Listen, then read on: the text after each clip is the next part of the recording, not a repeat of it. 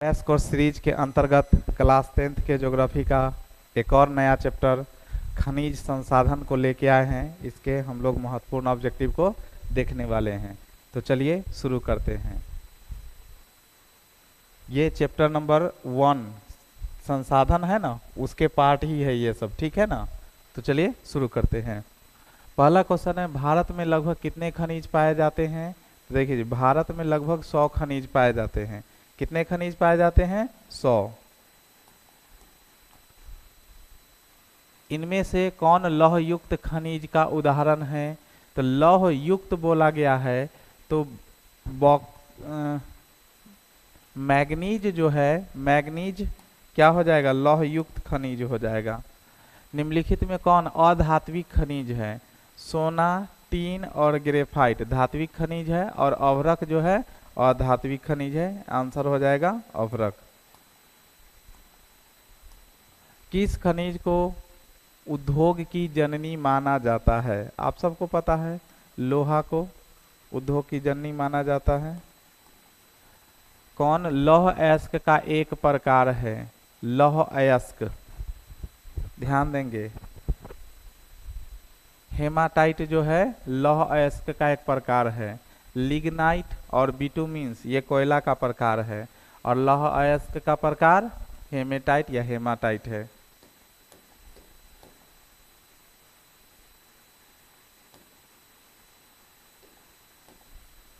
कौन भारत का सबसे बड़ा लौह अयस्क उत्पादक राज्य है?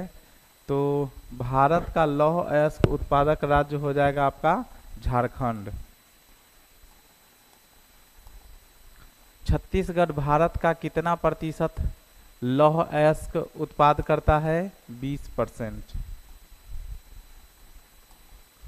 मैग्नीज उत्पादन में भारत का विश्व में क्या स्थान है? द्वितीय स्थान है।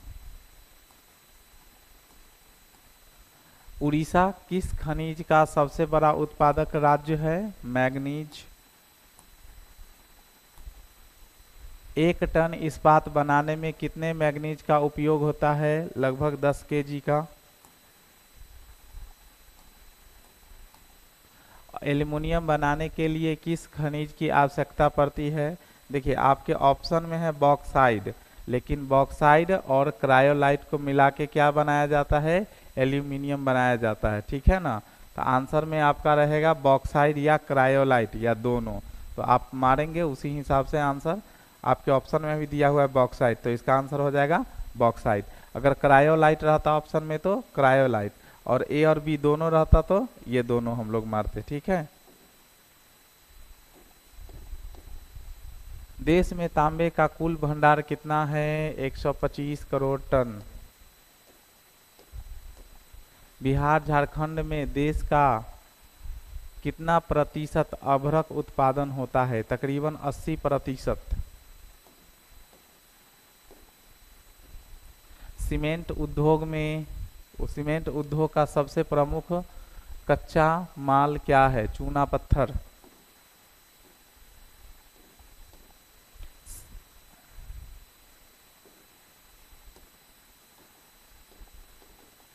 इस चैप्टर में इतना ही ऑब्जेक्टिव है। तो मिलते हैं अगले चैप्टर के ऑब्जेक्टिव में, तब तक के लिए इतना ही।